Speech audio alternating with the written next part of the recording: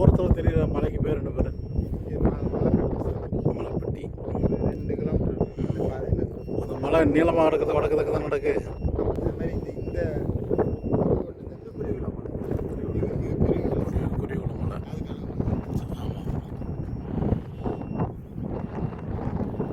உள்ள மலை இந்த இயற்கையான பாறை மேலே தெரியும். அது எல்லாம் பாருங்கள், ஏறக்குறைய வடக்கு தக்க கிடக்கும். நீங்கள் திருவேங்கடம் ஊருக்கு கொஞ்சம் வடக்கு போயிட்டீங்கன்னா கிழக்கு மேற்கு மாறிடும்.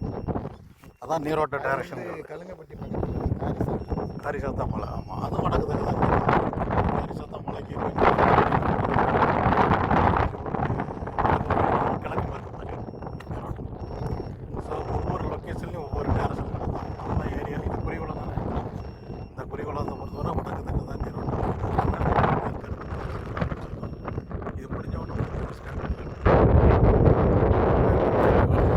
வடக்கு 30 டிகிரி மேற்குங்கிற கோணத்தில் இந்த பகுதியில் பாறை அமைப்பு, அதாவது நீரோட்ட அமைப்பு இருக்கும்.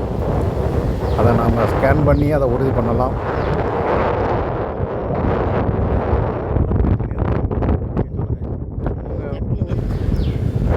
நீரோட்ட அமைப்பு வடக்கு தெற்கு இருப்பதால் மேற்கே இருந்து ஸ்கேன் ஆரம்பம். இது 3வது ஸ்கேனு. 300 மீட்டர் ஆழத்துக்கு இந்த ஸ்கேன் நடந்துகிட்டு இருக்குது. ஆமாம், சர்ஃபேஸில் ஓடுற தண்ணி பள்ளத்துணைக்கு ஓடுது இல்லையா? குளம், குட்டை, ஏரி, ஆறு நோக்கி ஓடும். அதே மாதிரி பூமிக்குள்ளே ஊடுருவி போகக்கூடிய தண்ணி சிதைவடைந்த பாறை, ரொம்ப சிதைந்து போயிருக்கும் இல்லையா, நொறுங்கி போய் வெடிப்பு பிளவு இருக்கும் பாரு, அதை நோக்கி ஓடுது. அது நமக்கு மேலே வந்து மண்ணாக இருக்குது, இதில் ஒன்றும் நமக்கு தெரியாது. அதான் ஸ்கேன் பண்ணி கண்டுபிடிச்சி கொடுக்குறது. இதுதான் சாலை உள்ள போகுது, எங்கெல்லாம் வெடிப்பு பிளவு இருக்குது, அதில் தண்ணி தேங்கி இருக்கா இல்லைங்கிறது கொஞ்சம் நேரத்தில் தெரிஞ்சு.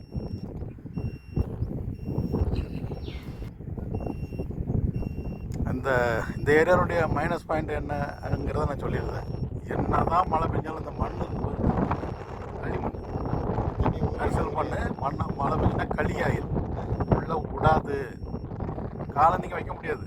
ஒரு மழை பெஞ்சா நம்ம கார் எடுத்துகிட்டு வெளியே போக முடியாது. அந்த மாதிரி களியாயிரும். அதாவது கிளை சாயில்.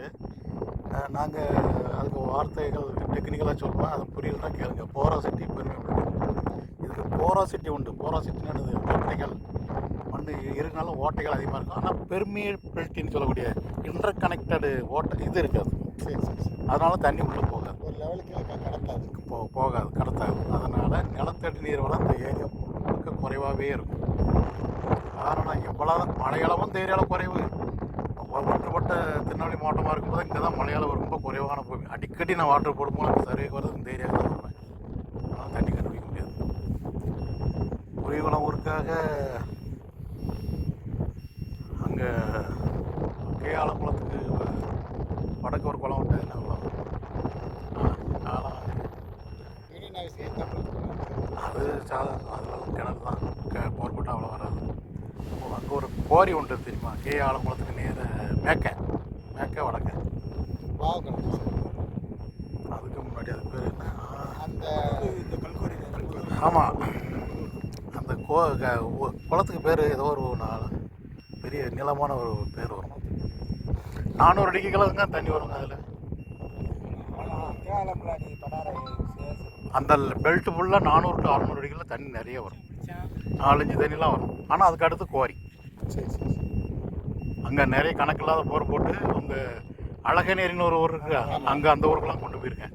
இப்போ ஓடுதா என்னன்னு தெரியாது. போட்டு 25 ஆண்டுகளுக்கு மேலே இருக்கும்.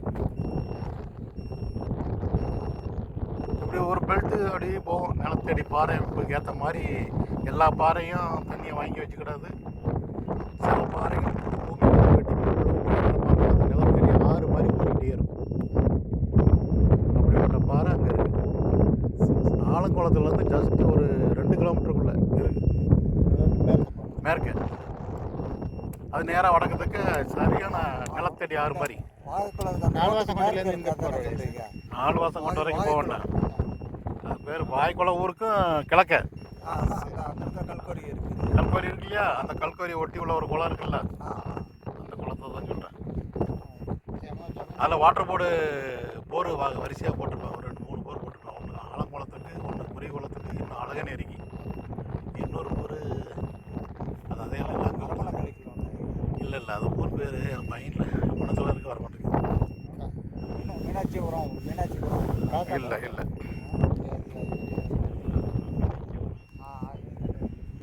இது ஒரு 2 கிலோமீட்டருக்குள்ளே தான். இங்கிட்ட ஒரு ஆச்சு மாதிரி ஒரு ரோடு தெற்க பார்த்து போகும் அந்த குளத்துல இருந்து. ஒரு பஸ் ஸ்டாப்லாம் வந்ததில்ல. 25 ஆண்டுகளுக்கு முன்னாடி உள்ளது என் மைண்டில் அப்படியே ஞாபகம் இருக்குங்க. நீங்கள் சுற்றி இந்த ஊர் தான் உங்களுக்கு ஞாபகம் பண்ணுக்கு. நான் அந்த மேப்பை பார்த்து சொல்கிறேன். அங்கெல்லாம் போக வேண்டாம். ஆலங்குளத்துக்கும் வாய்க்குளத்துக்கும் இடையில அந்த குளம் இருக்குது. ஜஸ்ட் ஒரு 1.5-2 கிலோமீட்டர் தான் இருக்கும் ஆலங்குளத்தில் இருந்து. மேப்பை பார்த்து சொல்கிறேன். அந்த குளத்துக்கு பேர் அவனிக்கோணந்தல் கம்மாய்.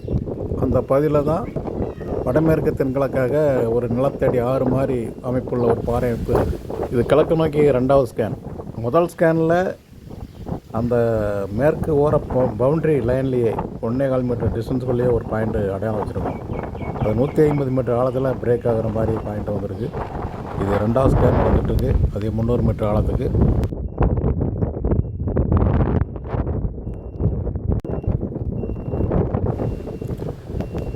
இந்த ஸ்கேன் கிழக்கு நோக்கி இது 3வது ஸ்கேன். வடகிழக்கு பவுண்ட்ரியில் இருந்து இது மேற்கு நோக்கி இது விடுபட்ட பகுதி. 2 ஸ்கேனில் விடுபட்ட பகுதி வடகிழக்கு பகுதி கவர் பண்ணுறதுக்காக இது 3வது ஸ்கேன். 40 மீட்டர் லென்த்து 300 மீட்டர் ஆழத்துக்கு ஸ்கேன் நடந்துகிட்ருக்கு. 2வது ஸ்கேனில் உள்ள பாயிண்ட்டு வந்து என்னென்னா அது கிணறு அமைக்க தான் சரி வரும். 70 அடிக்குள்ளே வரக்கூடிய ஈரப்பதம் தான்.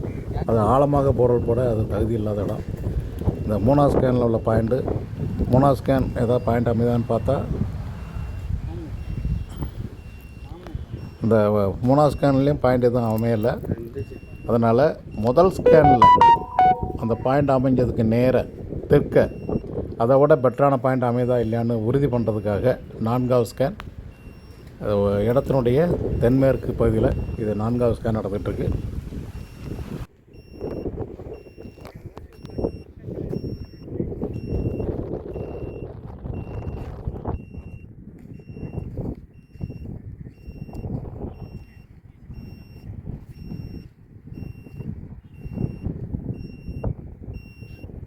ஸ்கேன் ஆரம்பத்திலே சொன்னேன் இந்த ஏரியாவில் வடமேற்கு தென்கிழக்கு நீரோட்டம்னு.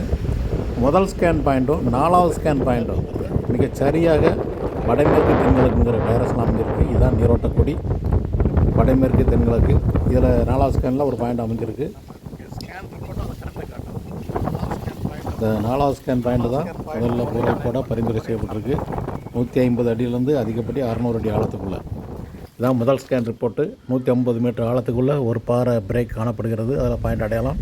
2வது ஸ்கேனில் அது கிணறு அமைக்கிறதுக்கு ஏதுவான பாயிண்ட்டு. 3வது ஸ்கேனில் பாயிண்ட் எதுவும் அடையாளம் வைக்கலை.